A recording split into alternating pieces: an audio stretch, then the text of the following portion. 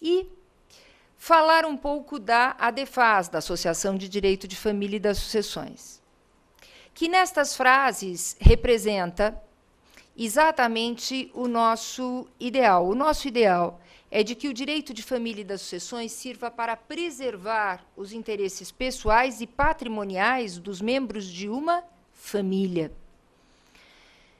A família como um núcleo natural e essencial de realização das pessoas, mas que não está limitada a interesses individuais.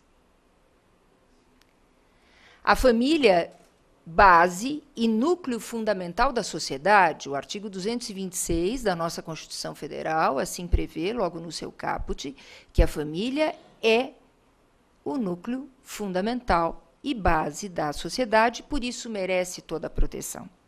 Proteção e, como disse a professora Ivete, segurança jurídica, em consonância com a ordem constitucional e com os anseios da sociedade.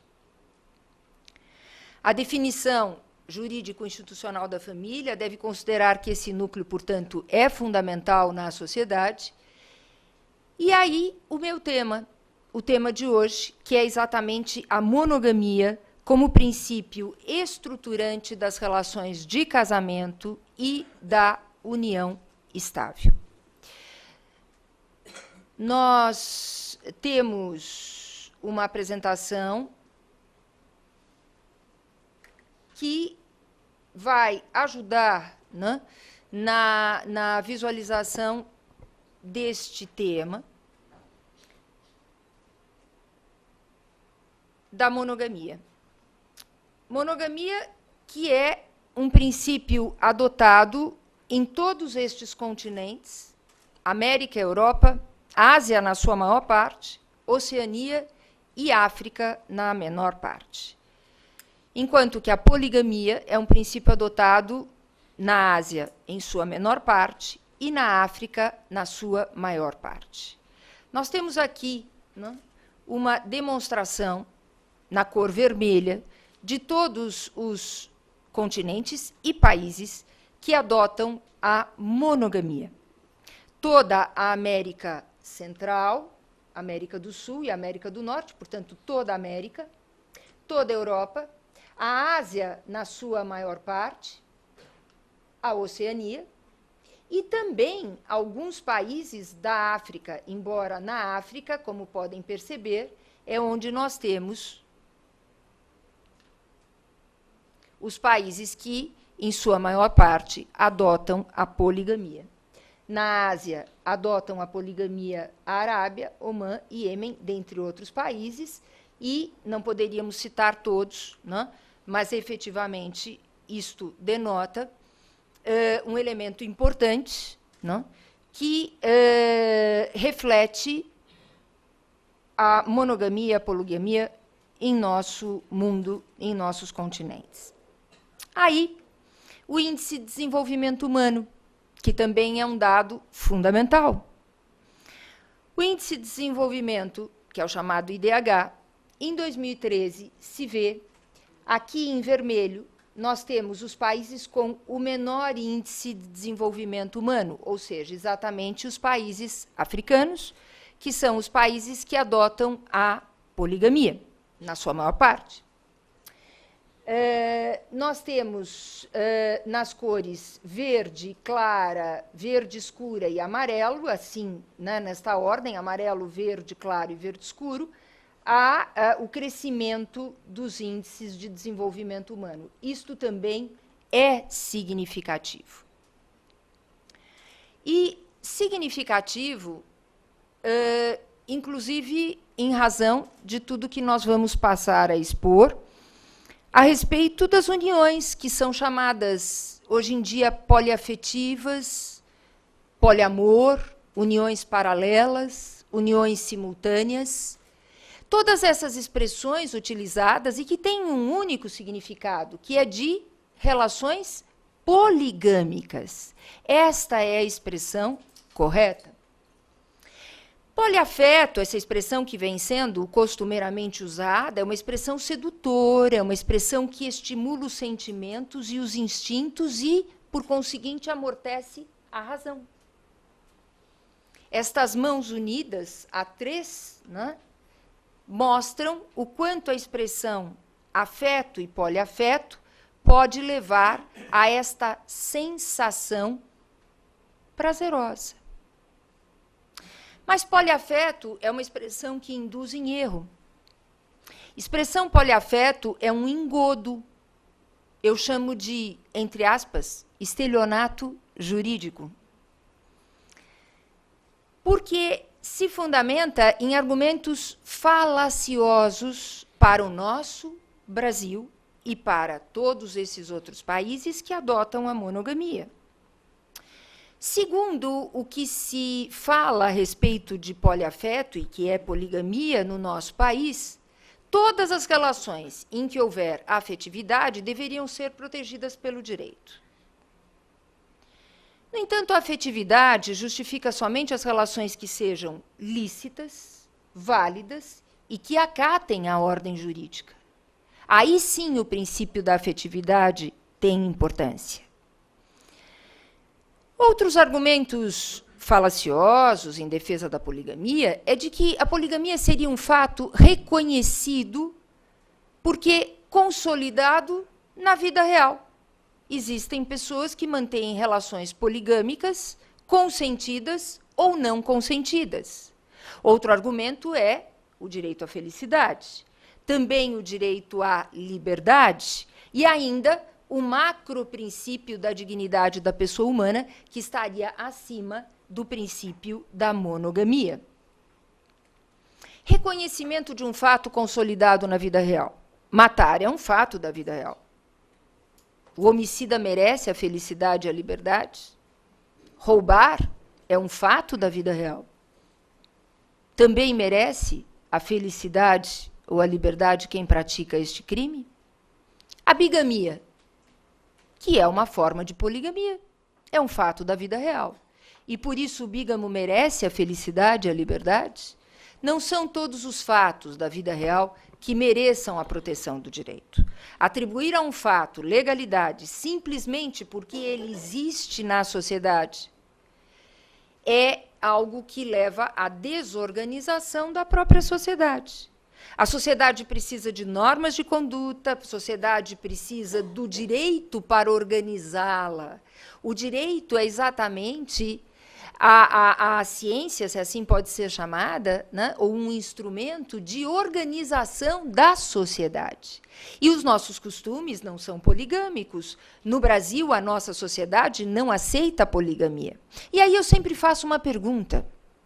Quem que está aqui que recebe em sua casa e coloca à sua mesa um trio formado por um homem e duas mulheres ou por uma mulher e dois homens? Ninguém. Por quê? Porque os nossos costumes são monogâmicos. Aqui, inspirando-me nos ensinamentos de um grande jurista português, Dr. Diogo Leite Campos, por sinal, tem o Dr. Diogo um artigo publicado na RDFAS, a Revista de Direito de Família e das Sucessões, que é o nosso primeiro volume, uma publicação que aqui é propiciada pela Revista dos Tribunais, editada pela Revista dos Tribunais, mas uma revista da ADFAS. O doutor Diogo, ele faz a diferença entre o eu e o nós.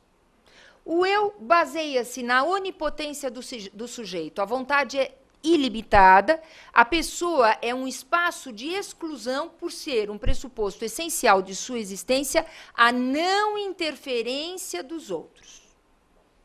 Já o nós baseia-se no grupo familiar. A vontade é limitada. A pessoa é um ser social em que são respeitados os seus direitos e os direitos do outro. Pois bem, estes são dois caminhos apresentados pelo Dr. Diogo Leite Campos, e são dois caminhos a serem escolhidos no direito de família brasileiro, um dos dois. Só que o eu leva à crise de valores, em especial dos valores de certeza e de segurança jurídica. Nega-se, segundo esta corrente do eu, que é a corrente que defende a poligamia, o interesse público nas relações familiares. A família estaria simplesmente sujeita à vontade de cada um de seus membros e à vontade individual e absoluta daquela onipotente vontade do sujeito. Esta é a obra do Dr. Diogo, e reitero, um de seus artigos preciosos está publicado aqui na nossa RDFAS, logo nesse primeiro volume. É efetivamente uma crise que vivemos no direito de família, uma crise na ideia do sistema.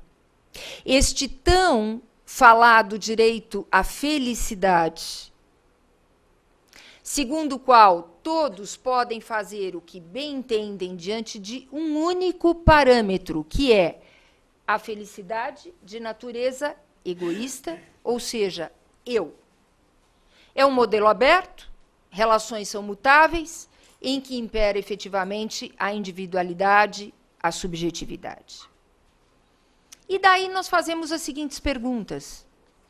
Tudo que traz felicidade ao indivíduo, que constitui uma família, é aceitável? O direito deve adotar conduta de mera ratificação de todos os fatos consolidados na vida real, de tudo quanto se faz, por meio de práticas, inclusive, irrefletidas e egoístas? Poderiam ser aceitos direitos contra a verdadeira dignidade da pessoa humana, da qual vamos falar a seguir? Poderiam ser aceitos direitos contra a configuração da família como célula-mãe e sustentáculo da sociedade? Pois bem, se escolhermos o caminho do eu, vontade ilimitada, pareceremos inovadores.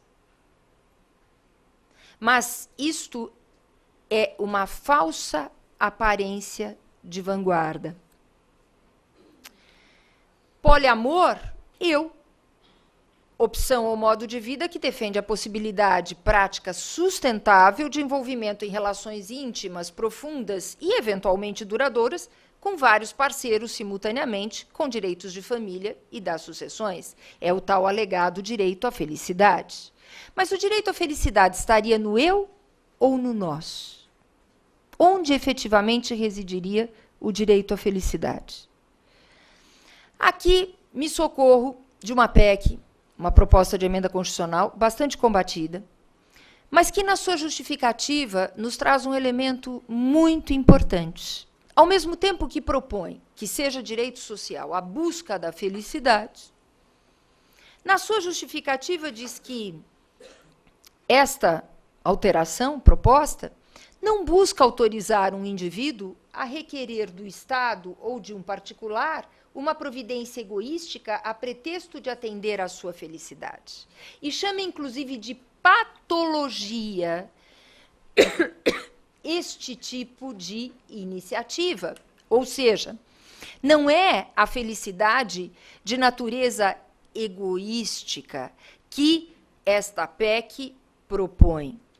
É a felicidade sempre com o respeito pelo direito do outro. E chego efetivamente à conclusão, e isto já faz algum tempo, que existem graves patologias hoje em dia nas interpretações falaciosas do direito de família e do direito das sucessões. Ser desejante, felicidade plena, liberdade total, afeto como sexualidade incontida. Isto é patológico. E nós não podemos deixar que o direito de família passe a ser levado por esta onda patológica para o pior caminho, que é o caminho de destruição da família e, por conseguinte, o caminho de destruição da sociedade, com prejuízo para todos nós. Direito à liberdade. Por acaso o direito à liberdade é livre de limitações? Claro que não. Todos nós sabemos que o direito à liberdade sofre as limitações inerentes aos princípios, às normas éticas e legais que estão cristalizados na sociedade. Este macro princípio da dignidade da pessoa humana, li outro dia, e obviamente vou poupar a todos, e ficaria constrangida de citar o autor, mas li outro dia um artigo recentemente publicado, um comentário feito a um brilhante acórdão da ministra Nancy Andrighi, do Superior Tribunal de Justiça, que vou citar aqui logo a seguir. Esse acórdão que também tive a oportunidade de comentar aqui na RDFaz. Mas neste outro livro, li um outro comentário de um outro autor sobre este acórdão. E neste comentário é dito que o macroprincípio da dignidade da pessoa humana está acima do princípio da monogamia, que a ministra Nancy Andrighi errou a não atribuir direitos sucessórios e, portanto, oriundos do direito de família a uma amante.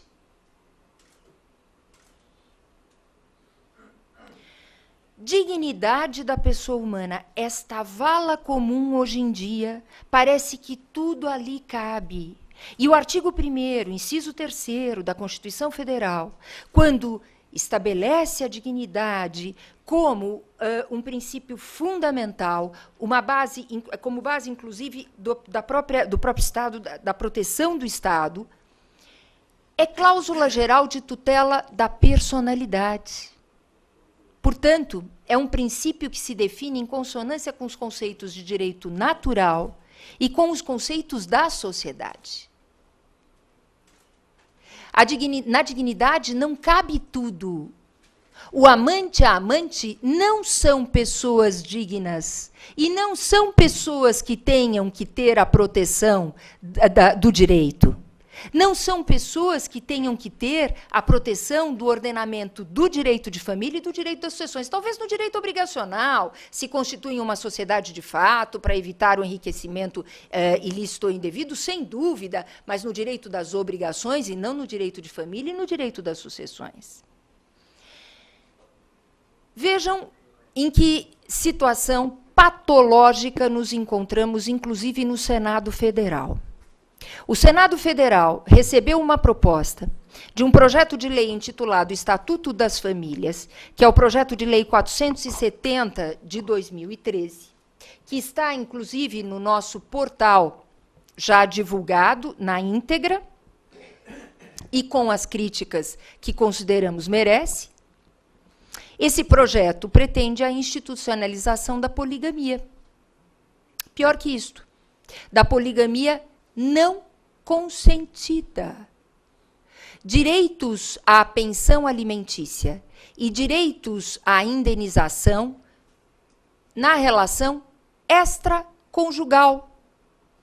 Diz este projeto, no artigo 14, que a pessoa que constitua relacionamento familiar paralelo com outra pessoa é responsável pelos mesmos deveres da pessoa casada e da pessoa que vive em união estável.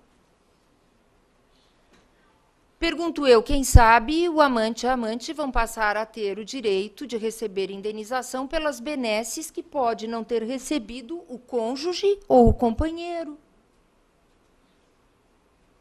Gostaria de saber se a recíproca seria verdadeira, segundo aqueles que propuseram este projeto.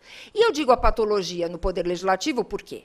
Quando se pode imaginar que um projeto que não tem só este artigo, muitos dispositivos, e todo este projeto vai de encontro a estas ideias de destruição da família.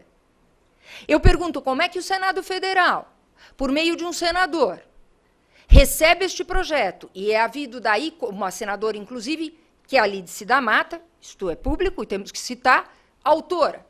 Autora, porque nunca o senador, ou sabem, né, o deputado é propriamente o autor, ou raramente o é, não é nunca, raramente o é. Recebe e assume a autoria. Pois bem, um outro senador, presidente da Comissão de Direitos Humanos do Senado, aprova-o na íntegra e este projeto agora está indo para a aprovação da Comissão de Direitos Humanos e, ao que consta, tem toda a chance de ser aprovado por esta comissão. São os direitos humanos do amante e da amante. São os direitos humanos da relação de multiparentalidade, atribuição a padrasto dos mesmos deveres do pai, dos mesmos direitos do pai. E aqui, por aqui eu tenho que parar, porque se fôssemos falar desse projeto, e esse projeto se baseia, princípio básico, princípio fundamental, logo no início do projeto, felicidade e afetividade. A poligamia destrói a igualdade entre homens e mulheres. atenta contra a dignidade da pessoa humana, atenta contra a dignidade dos filhos. E lembrem-se que a forma, via de regra, né, que se comenta e que, por vezes, existe é a poliginia, não é a poliandria. Ou seja, a relação em que um homem é ligado a 2 ou mais mulheres ao mesmo tempo. Poliandria, a união de uma mulher com 2 homens, nesta não se costuma falar. Monogamia é a expressão do amor conjugal. O amor no significado real desta expressão, que é comprometimento, respeito, consideração, assistência. Satisfação sexual por si só não é amor.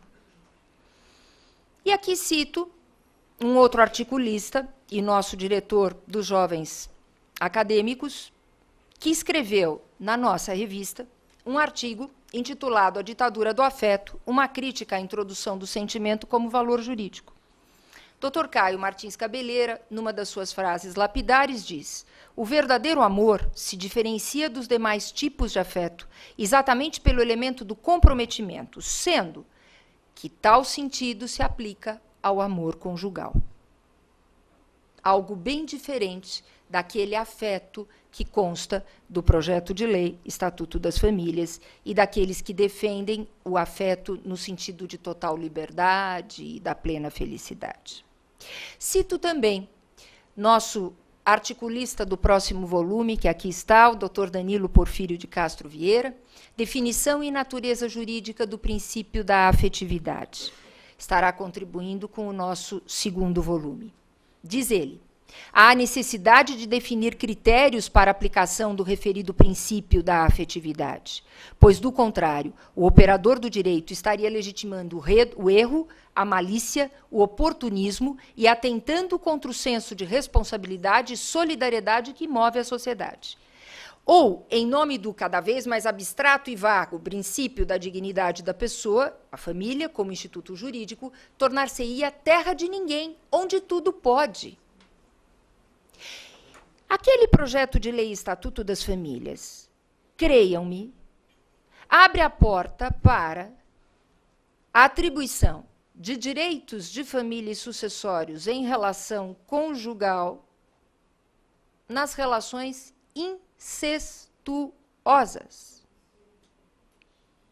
É o afeto. O afeto que não é o amor. O afeto que não está de acordo com o verdadeiro princípio da dignidade da pessoa humana. Um outro argumento falacioso, a mulher que se relaciona com um homem casado ou que vive numa união estável, paralela, né, merece proteção por ser vítima. Coitadinha, é uma vítima. A relação extraconjugal é constituída por pessoas capazes e responsáveis pelos seus atos. As pessoas devem se responsabilizar por suas escolhas e pelas consequências dessas escolhas. As pessoas devem responder pelos seus atos. A mulher é desprestigiada por essa vitimização. Isto significa uma inferioridade feminina. Isto equivale a uma inferioridade depois de tanta luta da mulher pela igualdade. A Constituição Federal, no seu artigo 226, indiscutivelmente, diz que a família é base da sociedade, merece proteção do Estado, e quando regulamenta a união estável, diz que a união estável é aquela união entre um homem e uma mulher. 2 pessoas. O artigo 1723 do Código Civil repete, e, segundo o que determinou o Supremo Tribunal Federal, também se aplica às uniões entre pessoas do mesmo sexo. Mais um argumento falacioso. É dito o seguinte: se hoje, no nosso país, as uniões entre pessoas do mesmo sexo são uniões que merecem a proteção do ordenamento jurídico, estão ali sufragadas e protegidas pelo artigo 1723 do Código Civil, ou seja, são consideradas uniões estáveis, então, o próximo passo seria o reconhecimento desses efeitos às relações poligâmicas. Isto está escrito em diversos artigos e livros de quem pensa patologicamente a respeito do direito de família e do direito das sucessões. Pois bem, isto é um absurdo. Por quê? Porque a união estável, homoafetiva, não é uma relação poligâmica, muito pelo contrário, se for poligâmica, não receberá a proteção do direito de família e do direito das sucessões. A relação homoafetiva pode existir entre 2 homens ou entre 2 mulheres, e não em forma de poligamia. E isto é dito com todas as letras no acórdão do Supremo Tribunal Federal, que julgou a ação direta de inconstitucionalidade e a arguição de descumprimento de preceito fundamental e que tem efeito vinculante. Pois bem, voto do ministro Lewandowski. A união homoafetiva tem a proteção apenas nos aspectos em que são assemelhados à união heterossexual. Ministro Gilmar Mendes, também somente naquilo que for cabível. Ministro César Peluso, só podem ser aplicadas as normas correspondentes àquelas que no direito de família se aplicam à união estável entre um homem e uma mulher, portanto, união monogâmica. É esta a união entre pessoas do mesmo sexo que tem a mesma proteção da união heterossexual. E agora o casamento, né, autorizado pelo CNJ. O casamento e a união estável são contratos especiais de direito de família que não se comparam aos contratos de direito obrigacional. A autonomia da vontade é efetivamente limitada por normas cogentes, dentre elas o dever de fidelidade, também chamado dever de lealdade. Mais um argumento usado em prol da poligamia, também falacioso, que o Código Penal veda somente a bigamia quando existe duplo casamento. Então, se houver casamento e uma união estável paralela, à união estável poderiam ser atribuídos direitos. Se houver uma união estável e uma união estável concorrente, poderiam existir direitos. Professor Ivete, nossa grande professora na área do direito penal. O Código Penal é do ano de 1940. Naquela época, não havia a menor possibilidade de atribuir direitos sequer à união estável. A união estável, na época, era chamada de concubinato. Por isso que o Código Penal somente previu para o novo casamento, ou seja, o segundo casamento concomitantemente a um casamento anteriormente celebrado, o crime de bigamia. Por favor, esses argumentos são efetivamente, desculpem, ridículos. Outro argumento é de que o Código Civil, agora vamos ao Código Civil, o Código Civil de 2002, que entrou em vigor em 2003, que nos requisitos da união estável somente é imposta a separação de fato no casamento para a constituição de uma outra união estável. Portanto, poderia haver uma união estável presente e uma outra união estável concorrente, porque o Código só diz que, no casamento, se um dos companheiros for casado, é que ele deverá estar separado de fato para poder constituir uma outra união estável. Por favor. Não é nem só examinarmos a ratio legis. Basta saber que a união estável, ela se constitui e se desconstitui no plano dos fatos. Então, se uma união estável não existe mais, é óbvio que pode ser constituída outra união estável. O Código Civil só deveria prever a separação de fato como fundamental ou requisito para a constituição de união estável, de uma outra relação por uma pessoa casada. Claro, só no casamento, porque o casamento, a sua dissolução, exige uma providência judicial ou notarial. A união estável não exige providência nenhuma para que seja dissolvida, basta a separação. A norma, portanto, não foi criada para acobertar uniões estáveis concomitantes. Outro argumento é que o Código Civil, quando estabelece os deveres na união estável, estabelece o dever de lealdade e não de fidelidade. E daí, sendo lealdade, a lealdade residiria na pessoa que vive em união estável, o homem ou a mulher, chegar ao seu companheiro e dizer: tenho um outro homem, ou tenho uma outra mulher. Isto seria lealdade. Por favor. Lealdade é fidelidade.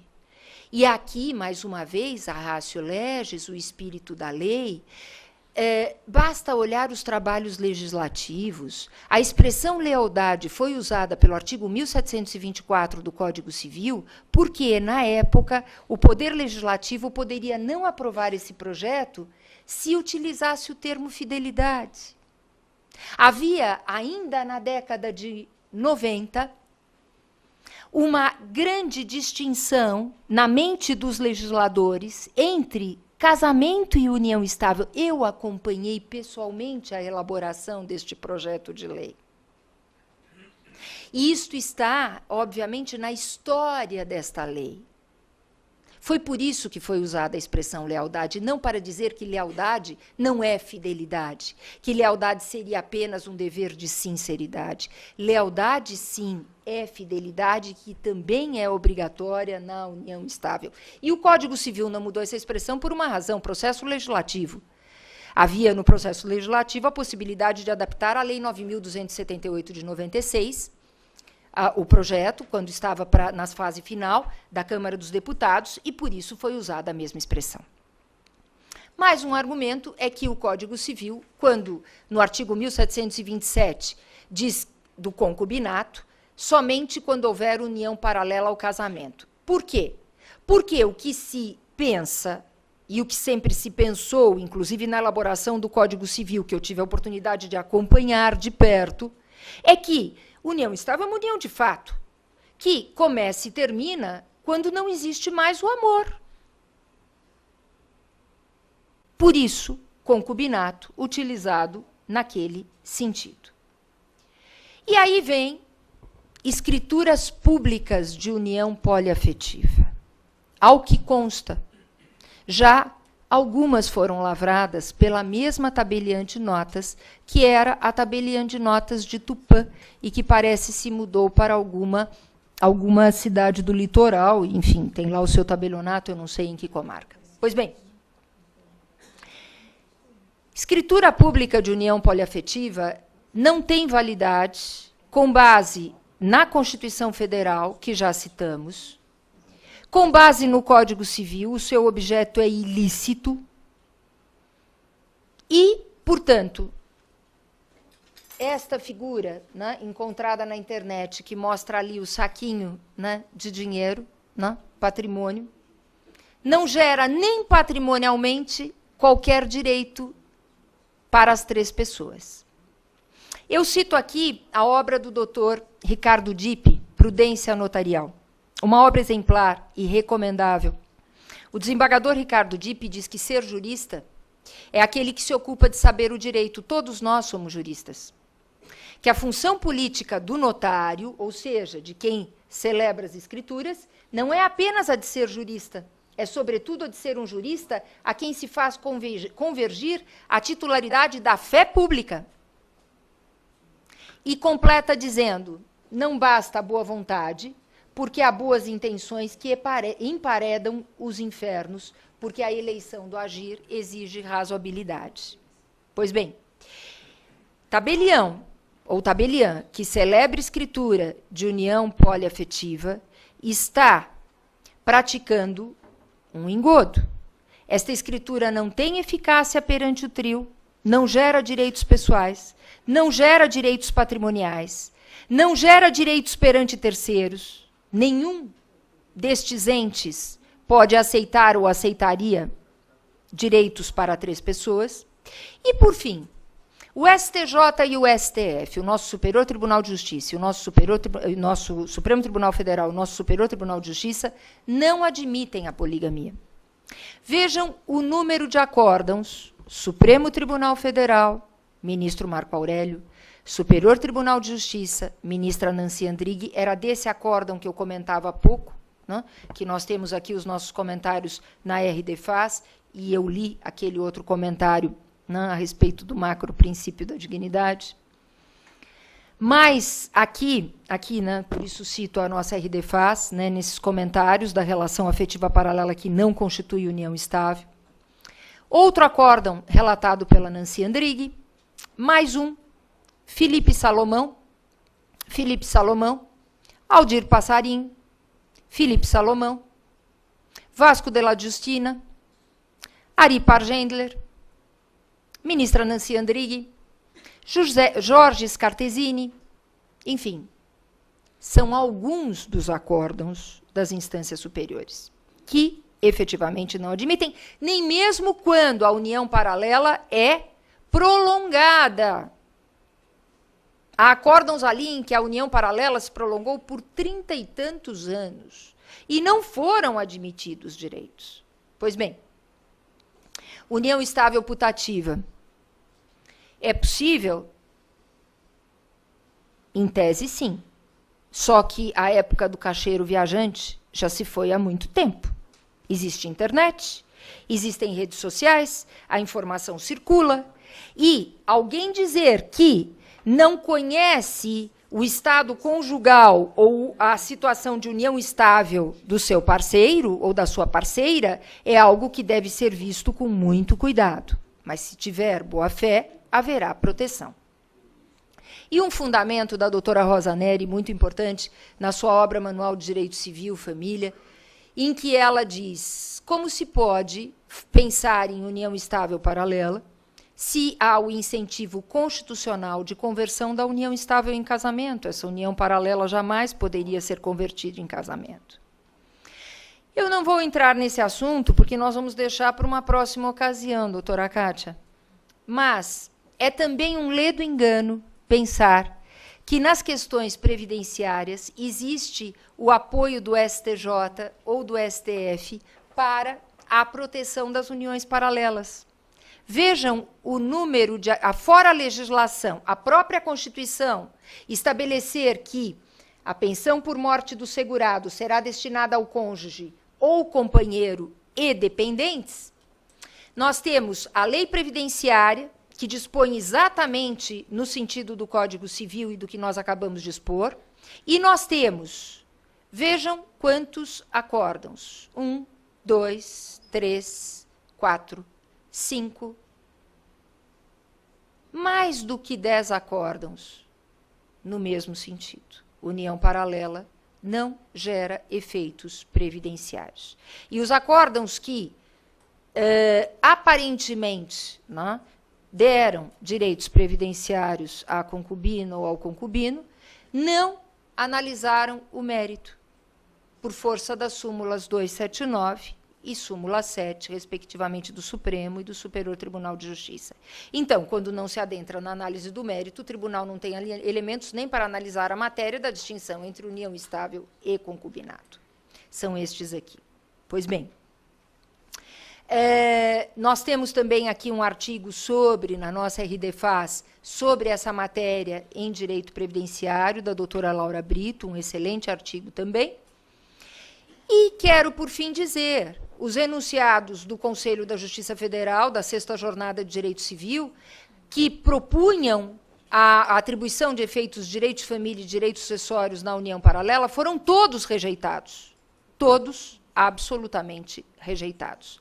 Pois bem, diante de tudo isso que expusemos, o que pensamos e o que propomos é a reflexão, o estudo do direito de família e do direito das sucessões em prol dos membros da família, em prol da nossa sociedade.